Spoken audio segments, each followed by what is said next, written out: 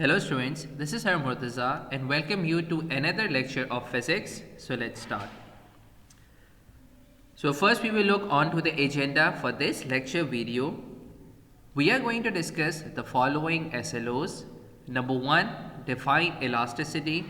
Number 2, explain that a force may produce change in size and shape of a body.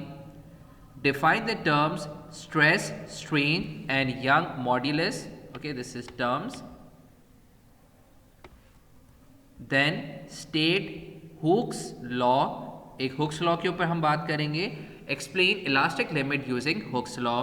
तो यहाँ पे आपको दिख रहा होगा कि काफ़ी सारे एसएलओस हैं that we are going to discuss. छोटे छोटे टॉपिक्स हैं, छोटे छोटे एसएलओस हैं. दिस इज़ द रीज़न कि हम इन तमाम टॉपिक्स को एक ही सिंगल वीडियो के ऊपर बात करेंगे. और this will be the last video for this chapter. And from this lecture we are going to start to learn the property of solid. So as I have said earlier that we will learn first about gases, then liquid, and now it is the time that we have to learn the properties of solid. So whatever the terms that is being written in front of you, these all are the terms which is related with the properties of solids. कि अब हम यहाँ पे solids के ऊपर बात करेंगे. Okay, so पहले हम बात कर लेते हैं elasticity की. So definitely I think you all have known this before कि elasticity किसे कहते हैं. So this is the property of a body to restore its original size and shape after the removal of deforming force. So basically elasticity एक property होती है. आपने देखा होगा कि at times अगर आपके हाथ में एक रबर बैंड है, अगर फॉर इंस्टेंस आप इसको दो एंड से पकड़ के अगर आप उसको स्ट्रेच कर रही हैं तो हो क्या रहा है, इसका जो साइज़ है वो कुछ टाइम के लिए चेंज हो रहा है, सही. लेकिन जैसे ही आप उसके ऊपर से फोर्स हटाते हैं तो वो वापस से अपनी ओरिजिनल शेप या ओरिजिनल साइज़ के ऊपर आ जाता है. तो ये जो प्रॉपर्टी है, जिस प्रॉपर्टी के तहत वो ऑब्जेक्ट वापस से अपनी ओरिजिनल साइज़ को रीस्टोर कर रहा है, इस प्रॉपर्टी को हम कहते हैं इलास्टिसिटी. ओके, तो ये आप याद रखिएगा. The property of a body to restore its original size and shape after the removal of deforming force is called as elasticity. Okay, तो यहाँ पे ये एक एग्जांपल दी है रबर बैंड की, सही. ये डेफिनेटली आप सब ने इसको ज़रूर अपनी लाइफ में एक दफ़ा ज़रूर किया होगा कि एक रबर बैंड को आप दो एंड से जो है वो स्ट्रेच कर रहे हैं. स्ट्रेच करने के बाद जैसे ही आप इसको छोड़ते हैं तो स्ट्रेच करने पे इसका साइज़ चेंज होता है, लेंथ बढ़ती है.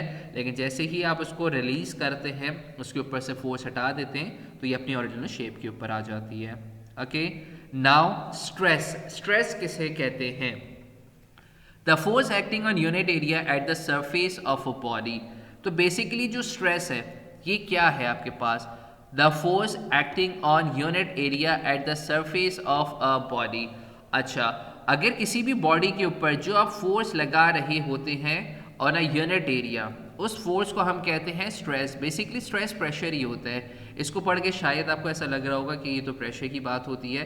प्रेशर भी हम फोर्स पर यूनिट एरिया कहते हैं. तो बेसिकली स्ट्रेस और प्रेशर एक ही चीज़ है, लेकिन ये थोड़ा सा मुख्तलिफ जो है कॉन्टेक्स्ट में रह के बात की जाती है. जब भी हम इलास्टिसिटी की बात कर रहे होते हैं तो उस पर जो हम फोर्स लगाते हैं बेसिकली उसको हम स्ट्रेस का वर्ड इस्तेमाल कर रहे होते हैं, क्योंकि हम बेसिकली प्रेशर अप्लाई कर रहे होते हैं, यानी फोर्स अप्लाई कर रहे होते हैं यूनिट एरिया के ऊपर. So stress is another name for pressure and we use it specifically when we deal with elasticity. Okay, now mathematically इसका फॉर्मूला क्या होता है? Stress is equal to force upon area. Its unit is newton per metre square. Pressure का भी same unit होता है, stress का भी सेम यूनिट होता है. नाउ स्ट्रेन किसे कहते हैं? Strain, when stress acts on a body it may changes its length, volume और शेप. हमें पता है कि अगर हम किसी भी बॉडी के ऊपर स्ट्रेस अप्लाई करें तो या तो उसकी लेंथ में चेंज आएगा, या तो उसके वॉल्यूम में चेंज आएगा, या उसके शेप में चेंज आ जाएगा. ऐसा ही है. तो अब होगा कि आपके पास it is the ratio of the change in length with the original length. तो बेसिकली स्ट्रेन क्या है आपके पास? It is the ratio of the change in length with the original length. तो ये एक रेशो है जो कि बता रहा होता है कि कितना बॉडी के अंदर चेंज आ रहा है with respect to its original length. Mathematically आप इसको लिख सकते हैं strain is equal to change in length upon original length.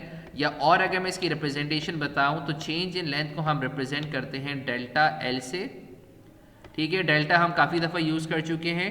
Delta का मतलब होता है चेंज और ओरिजिनल लेंथ को हम रिप्रेजेंट कर रहे होते हैं, मुख्तलिफ सिम्बल्स होते हैं, या तो हम इसको एल नॉट से रिप्रेजेंट करते हैं या हम इसको एल आई से भी रिप्रेजेंट कर रहे होते हैं।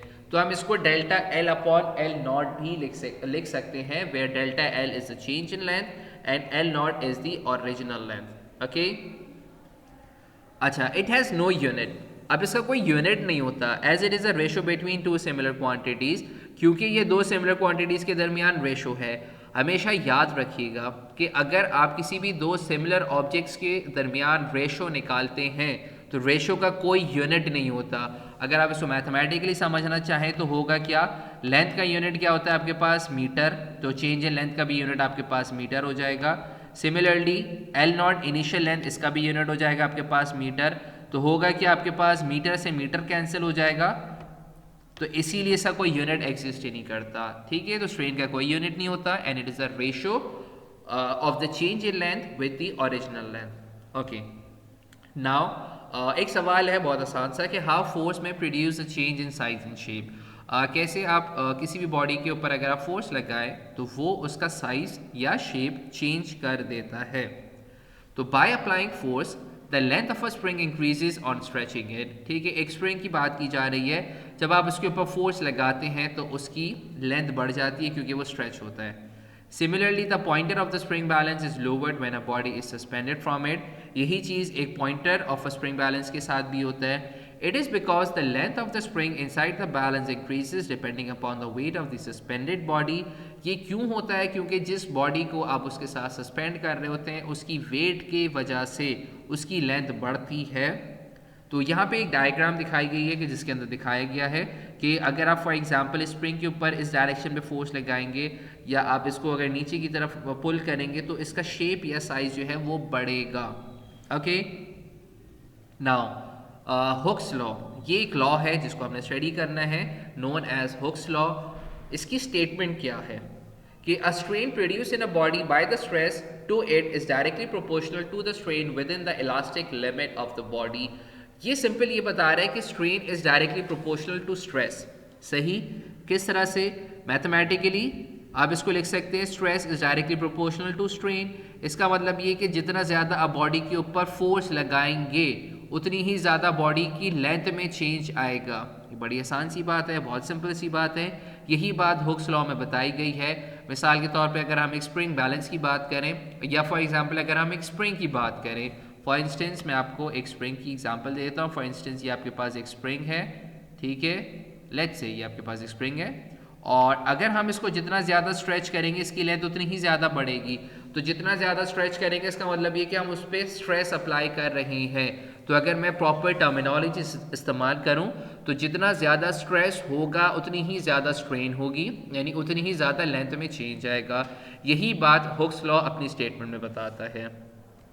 अच्छा, फिर हम क्या करते हैं, स्ट्रेस इज इक्वल टू, जब भी आप किसी भी चीज़ को ड्राइव करते हैं उसका तरीक़ेकार ये होता है कि आप प्रोपोर्शनल के साइन को हटाएं, एक इक्वल्स टू और कांस्टेंट लग जाएगा। ठीक है, फिर कांस्टेंट की वैल्यू अगर आपने निकालनी है तो आप स्ट्रेन को स्ट्रेस के अपॉन में लाके डिवाइड करा दें, साइड्स को आप स्विच कर दें, तो कांस्टेंट किसके इक्वल होगा, स्ट्रेस अपॉन स्ट्रेन के होगा। सही, so this is the Hooke's law. ये दिखाया गया है डायग्राम में जो मैं आपको वर्बली बता रहा था कि इस स्प्रिंग के ऊपर आप जितना ज़्यादा वज़न डालते जाएंगे, जितना ज़्यादा वेट ऐड करते रहेंगे, इस स्प्रिंग की लेंथ उतनी ही ज़्यादा स्ट्रेच होती जाएगी, यानी जितना ज़्यादा स्ट्रेस उतनी ही ज़्यादा strain. Okay, so Hooke's law is applicable to all kinds of deformation and all types of matter within certain limit। अच्छा, यहाँ पे एक वर्ड बार बार इस्तेमाल हो रहा है, certain limit। तो एट टाइम्स आपने ऐसा भी देखा होगा कि कभी कभार अगर मैं फॉर इंस्टेंस रबर बैंड की बात करूँ तो ये एक आसान एग्जाम्पल है।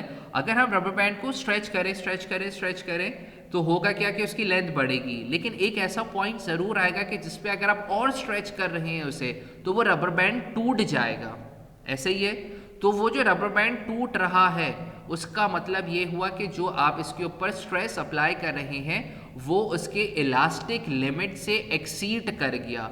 अगर आप उसको विद इन सर्टेन लिमिट या with in its elastic limit अगर आप स्ट्रेच करते रहेंगे तो वो टूटेगा नहीं। सही, सिर्फ उसका साइज बढ़ता रहेगा या उसकी लेंथ इंक्रीज करती रहेगी। लेकिन अगर आप उसके इलास्टिक लिमिट से ज़्यादा उसको उसके ऊपर स्ट्रेस अप्लाई करेंगे तो वो रबर बैंड टूट जाएगा। सही।